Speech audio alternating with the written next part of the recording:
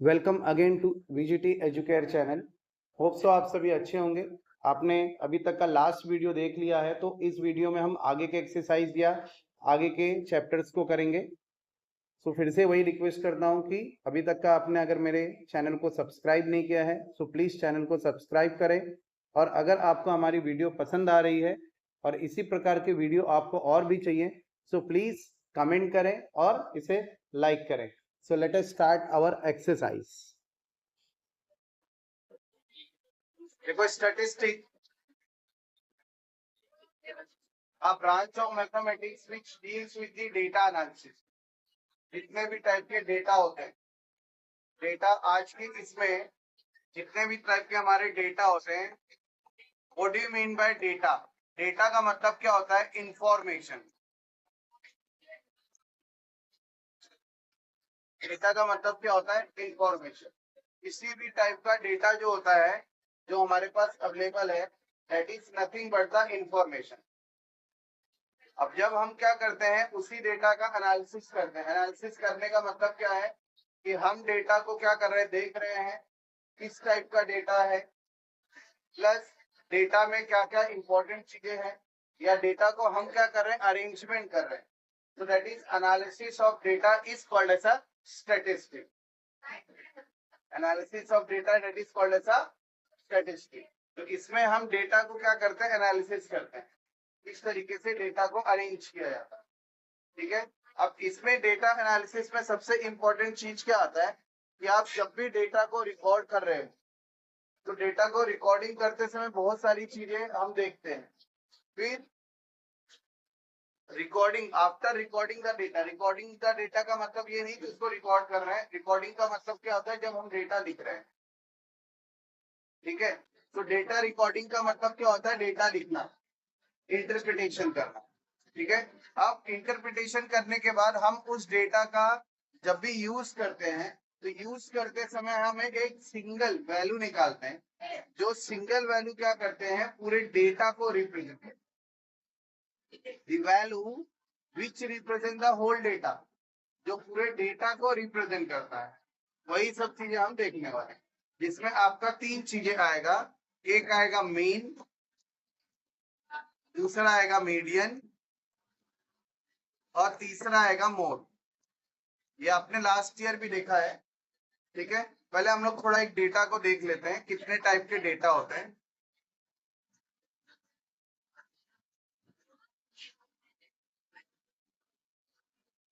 What do you mean by data?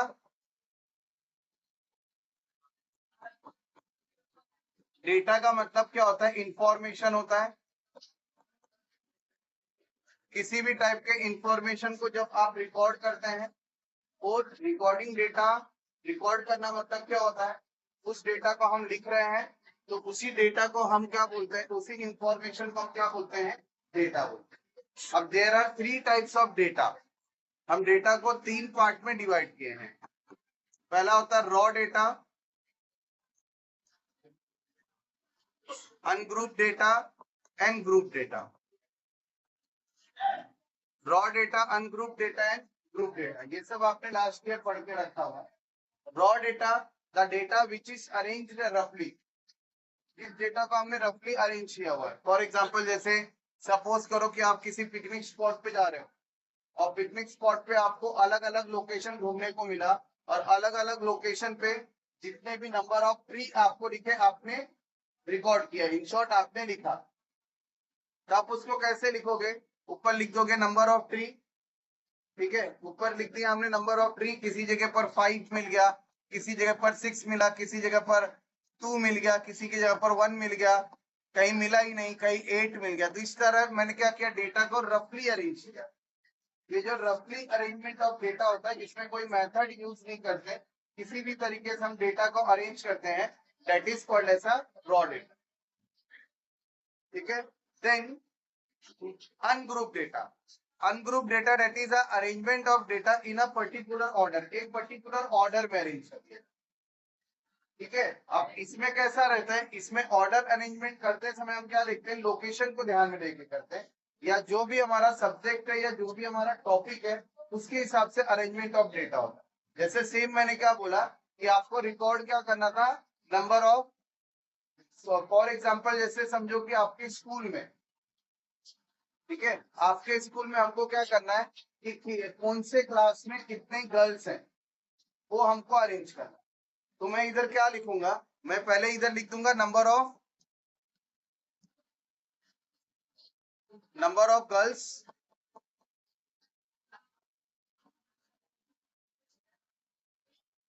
ये number of girls हो गया।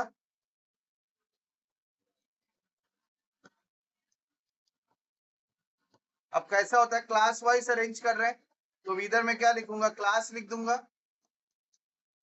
जैसे इधर क्लास लिख दिया, और यहाँ क्या लिख दूंगा, सेकेंड वाले कॉलम में क्या लिख दूंगा, नंबर ऑफ गर्ल्स। तो जैसे 5th क्लास है, 6th क्लास है, 7th क्लास है, 8th क्लास है, 9th क्लास है, 10th क्लास है, कितने नंबर ऑफ गर्ल्स से क्या करेंगे हम, एज इट इज इधर क्या करेंगे, लिखते जाएंगे। जैसे कि 5th में 30 है, 6th में समझो कि 35 है, 7th में आपके 25 है, 8th में 40 गर्ल्स है, 9th में 30 है, 10th में 20 है। तो ये इस टाइप का जो अरेंजमेंट ऑफ डेटा है, एक पर्टिकुलर ऑर्डर में अरेंजमेंट होता है, और पर्टिकुलर टॉपिक को लेके क्या करते हैं हम, जब डेटा का अरेंजमेंट करते हैं, इस टाइप के अरेंजमेंट को हम क्या बोलते हैं, अनग्रुप डेटा। इसमें जो नंबर ऑफ डेटा होता है as compare to the raw data के कंपैरिजन जो नंबर ऑफ डेटा क्या होता है, ज्यादा होता है। रॉ डेटा में जो नंबर ऑफ डेटा होते हैं बहुत ही कम होते हैं, ठीक है। तो जब कम होते हैं इसलिए हम उनको क्या करते हैं, रफली अरेंज करते हैं। लेकिन इसमें number of data as compare to the raw data क्या होते हैं, बहुत ज्यादा हो। तो उस ज्यादा के अरेंजमेंट हम क्या करते हैं, उसको एक टेबुलेटेड फॉर्म में अरेंज किया जाता है, ठीक है। तो ये टेबुलेटेड अरेंजमेंट क्या होता है, अनग्रुप डेटा। फिर अब समझो कि नंबर ऑफ डेटा बहुत ज्यादा है, ठीक है, आपको 100, 200 या 300 नंबर ऑफ डेटा को क्या करना है, अरेंजमेंट करना है। तो इतने नंबर ऑफ डेटा को अगर मैं रफली या अनग्रुप अरेंज करूंगा तो डेटा प्रॉपरली अरेंज नहीं होगा, और बार बार डेटा में क्या होगा, आपको एरर आने। तो उस कंडीशन में हम क्या करते हैं, नंबर ऑफ डेटा को ग्रुप वाइज अरेंजमेंट करते हैं। तो ग्रुप वाइज अरेंजमेंट में कैसा होता है कि पहले हम क्या करेंगे, ग्रुप बना लेते हैं, ग्रुप जिसको हम क्या बोलते हैं, that is called as a class.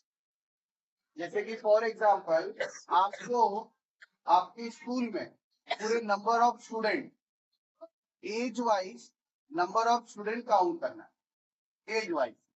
तो मिनिमम आपके स्कूल में 5 साल के या 4 साल से बच्चे रहेंगे, और मैक्सिमम जिनकी एज कितनी होगी, मैक्सिमम एज हो सकती है, सपोज करो कि हम लोग लेते हैं 16 ईयर। तो 4 साल से 16 साल के, 4 साल से लेके 16 साल तक के जितने भी बच्चे हैं सबका आपको क्या करना है, नंबर्स लिखना है।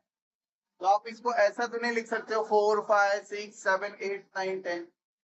मैं क्या करता हूँ, सिंपल अरेंजमेंट क्या करता हूँ, सिंपल इस तरीके से ग्रुप बना देता हूँ, 0 से 4, 4 से 8, 8 से लेके 12, 12 से लेके 16, और 16 से लेके 20 तक का ऑल, ठीक है। तो इस तरीके से हमने क्या किया, ग्रुप बना दिया।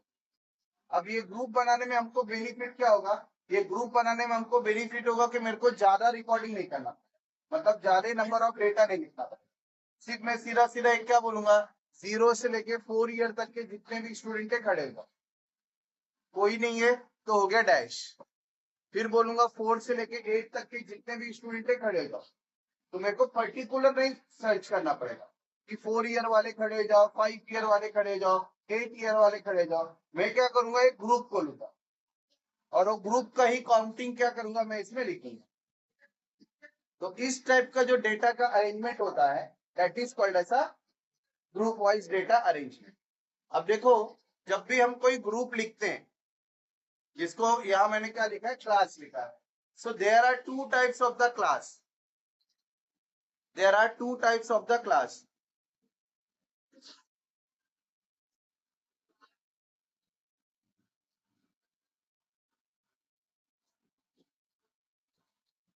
जो भी क्लास लिख रहे हैं, जैसे ये लिख रहा हूं मैं 0 to 5, 5 to 10, ये क्या है, ये क्लास लिखा है हम। There are two types of the class. One is a continuous and another is a non-continuous, exclusive और inclusive। ये क्लास होता है। इसमें देखो ये जो फर्स्ट नंबर होता है, जैसे मैंने लिखा है 20 से लेके 25, मैंने लिखा है 20 से लेके 25, अब ध्यान से लेके एक मिनट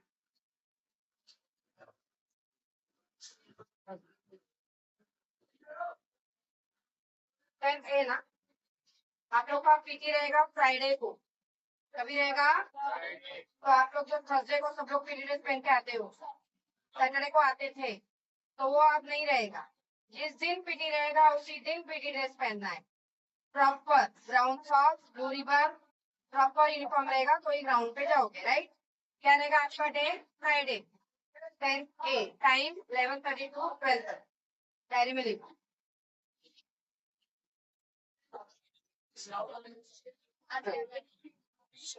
शांत। देखो दो टाइप का क्लास होता है, जैसा एक मैंने इधर लिखा है 0 to 5, 5 to 10, एक इस साइड से भी लिख सकते हैं। दूसरा ऐसा भी होता है 0 to 9, 10 to 19, 20 to 29। तो देखो ये दो टाइप का क्लास है। इसमें देखोगे, इसमें अगर मेरा जो अरेंजमेंट ऑफ डेटा है, अरेंजमेंट ऑफ डेटा में देखो ये नंबर्स रिपीट हो रहे हैं, तो जिसमें नंबर्स रिपीट होते हैं ये टाइप का जो डेटा होता है इसको हम बोलते हैं, ये टाइप का जो क्लास है ये क्या है? Continuous class. और जिसमें रिपीटेशन नहीं होता है ये क्या होता है आपका? Non continuous class, that is exclusive और इंक्लूसिव क्लास। अब देखो जब मैंने ये डेटा लिखा हुआ है, ध्यान से अभी देखो ये, क्योंकि आपके एग्जाम में पूछा जाता है।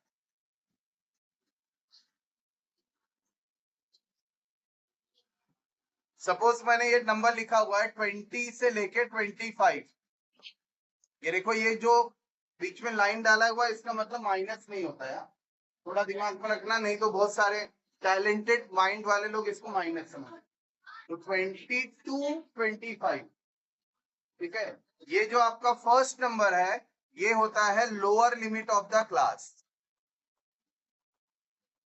जो फर्स्ट वाला नंबर होता है that is the lower limit of the class. ये जो इसका सेकेंड वाला नंबर है that is called as a higher limit,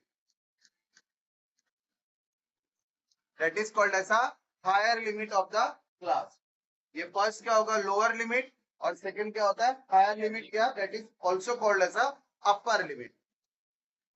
इसको अगर अपर लिमिट भी लिखेंगे तो भी कोई प्रॉब्लम नहीं है। अपर लिमिट, ठीक है। सो लोअर लिमिट को मैं एल से लिख रहा हूं और अपर लिमिट को यू से लिख रहा हूं, ठीक है। फिर u minus L, u minus L is equal to होता है class width,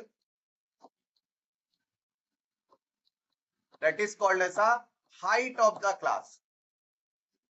u minus L, upper limit minus lower limit, so u minus l, it is called as a class width or it is also called as a height of the class.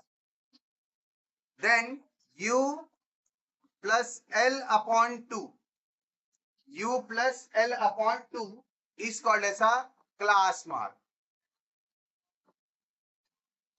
ये class mark आपको most of the जगहों पर अभी use आएगा। जब भी हम mean निकालेंगे तो मीन के अंदर क्लास मार्क यूज आता है।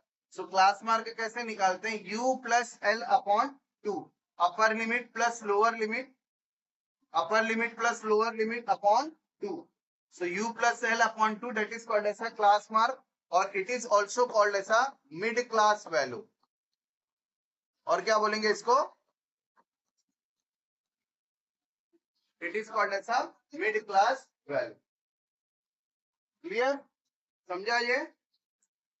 हाइट ऑफ द क्लास, और ये क्या हो गया? Mid class value.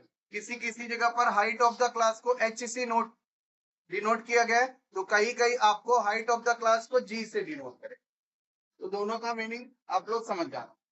Class mark को हम लोग xi से डिनोट करते हैं,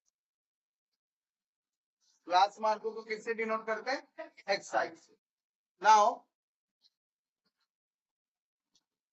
जब हम डेटा एनालिसिस की बात करते हैं तो इसके अंदर तीन वैल्यू हम लोग निकाल रहे हैं। मीन, इस साल आप देखोगे, median and mod. Mean, median, mod. Mean that is nothing but the average, जब किसी भी डेटा का हम एवरेज वैल्यू निकालते हैं, so that average value is called as a mean. जो आपने बचपन में पढ़ा था, क्या था मीन का फॉर्मूला? सम ऑफ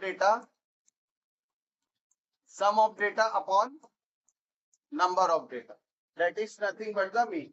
लेकिन इसमें हम क्या करेंगे, क्योंकि ये जो आपका फॉर्मूला था ये अप्लीकेबल था रॉ डेटा, ठीक है। रॉ डेटा के ऊपर क्या है? Sum of data upon number of data. जैसे फॉर एग्जांपल आपको समझो एग्जाम में दे दिया कि 2 दे दिया, 5 दे दिया, 6 दे दिया, 9 10 दे दिया, और आपको बोला find the mean of the data. तो find the mean of data में क्या होगा? ये सबको प्लस करके डिवाइड बाय क्या करोगे? 5। तो जो वैल्यू आएगा आपको क्या हो जाएगा? वो मीन हो जाएगा। इसी को हम क्या बोलते हैं? एवरेज।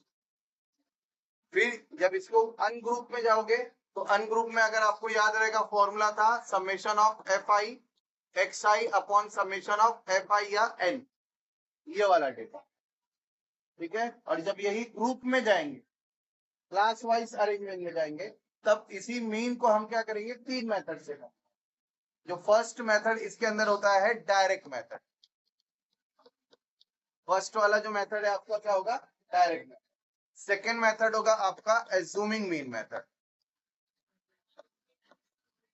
Assuming mean method. और थर्ड वाला है स्टेप डिविएशन मेथड।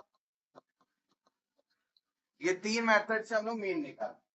देखो ये जो मेथड है ये डिपेंड करते हैं कि कितने नंबर ऑफ डेटा है या डेटा कहां से कहां तक का है। अगर आपका स्मॉल डेटा है जिसमें इजी मल्टीप्लिकेशन ये सब हो सकता है, तो उसके लिए हम डायरेक्ट मेथड अप्लाई करते हैं, ठीक है। बहुत बड़ा डेटा है जिसमें मल्टीप्लिकेशन के बहुत बड़े बड़े नंबर है, तो उसके लिए हम लोग क्या करते हैं? Step deviation apply. और एज्यूमिंग मीन मेथड आप किसी के लिए भी अप्लाई करें। तो तीनों मेथड से आप करोगे तो तीनों मेथड से आपका आंसर सेम आएगा। ऐसा नहीं कि इससे अलग आएगा उससे अलग आएगा, सभी का आंसर क्या आएगा? आपका सेम आएगा। बट कैसा होगा कि डिपेंडिंग अपॉन कैलकुलेशन और डिपेंडिंग अपॉन दी डेटा कहां से लेके कहां तक है, उसके हिसाब से क्या है? अलग अलग मेथड। नेक्स्ट है मीडियन। मीडियन दैट इज किसी भी डेटा को जब हम क्या करते हैं स्मॉलर से हायर, लेस से मोर तक का जब अरेंज करते हैं, छोटे से बड़े में जब अरेंजमेंट करते हैं, तो एग्जैक्टली कौन सा वैल्यू मिडिल में आ रहा है, कौन सा वैल्यू मिडिल में आ रहा है, that is called as a median of the class, ठीक है। देन होता है मॉड। मॉड क्या है? Mode is a maximum repetition value, ऐसा वैल्यू जिसकी फ्रीक्वेंसी क्या है? सबसे ज्यादा हाई है। तो जिसकी फ्रीक्वेंसी सबसे ज्यादा हाई है उसको हम क्या बोलेंगे? मॉड, ठीक है। अब ये जितने भी हैं, चाहे मीन हो, चाहे मीडियन हो, चाहे मॉड हो, ये सभी के सभी वैल्यू क्या करते हैं? हमारे पूरे डेटा को रिप्रेजेंट करते हैं, ठीक है। कहने का मतलब क्या है कि अगर मीन आपको पता चल गया, उसके अंदाजा से आप लगा सकते हो कि अगर समझो मीन अगर हमको पता चल रहा है तो उसके अंदाजा से मैं पूरे डेटा का पता लगा सकता हूँ कि यहाँ से लेके यहाँ तक का है। या मीडियन अगर मेरे को पता चल गया तो मैं पूरे डेटा का इंफॉर्मेशन निकाल सकता हूँ। या मॉड पता चल गया तो हम पूरे डेटा को क्या करते हैं? इंफॉर्मेशन निकाल सकते हैं। ये सभी के सभी वैल्यू क्या करते हैं? पूरी डेटा को रिप्रेजेंट करते हैं, समझा। इसलिए डेटा एनालिसिस में मीन, मीडियन, मॉड, ये तीनों का बहुत ही ज्यादा यूज है, ठीक है। इवन दो बड़ी बड़ी इंडस्ट्रीज में आजकल कैसा है कि स्टैटिस्टिक्स का एक अलग डिपार्टमेंट होता है, ठीक है। आप लोग आजकल बहुत सारे एडवर्टाइजमेंट में भी देखते रहे होंगे कि डेटा एनालिटिक क्या होता है, डेटा साइंटिस्ट क्या होता है, ठीक है। तो उसमें यही सब चीजें होती है। इससे थोड़ा सा और अगर आप आगे बढ़ोगे तो मीन, मीडियन, मॉड के अलावा जब हम आगे पढ़ेंगे तो इसमें क्या होगा? आपको ग्राफिकल मेथड दिया है, तब अलग अलग चीजों का हम लोग क्या करेंगे? ग्राफ बना। और statistic is a branch of mathematics which deals with the data, जो डेटा से डील करते। जब डेटा से डील करने का मतलब क्या है? इसमें हम सभी प्रकार के डेटा लिखते हैं, और यही डेटा क्या करते हैं? शॉर्ट टर्म में, शॉर्टकट में अगर आप किसी चीज को रिप्रेजेंट करना है तो that is best method is statistic. किसी भी चीज को जब आप शॉर्टकट में रिप्रेजेंट करना चाहते हैं तो उससे हम स्टैटिस्टिक के थ्रू क्या कर सकते हैं? उस चीज को शॉर्टकट में अच्छे से रिप्रेजेंट कर सकते हैं।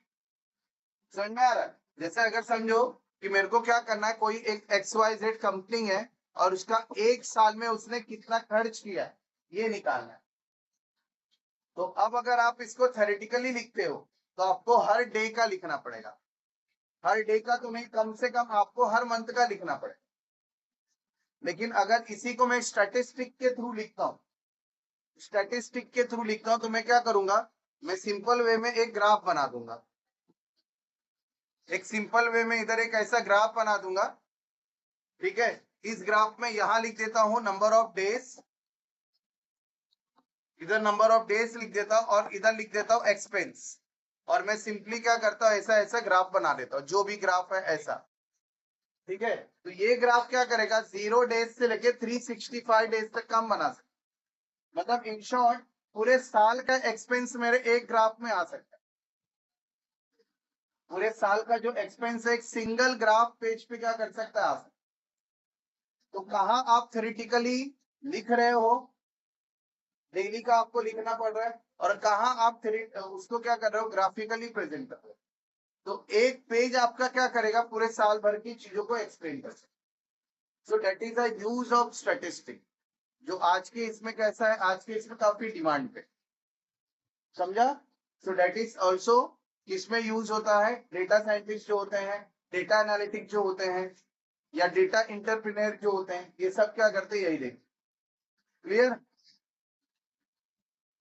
चलो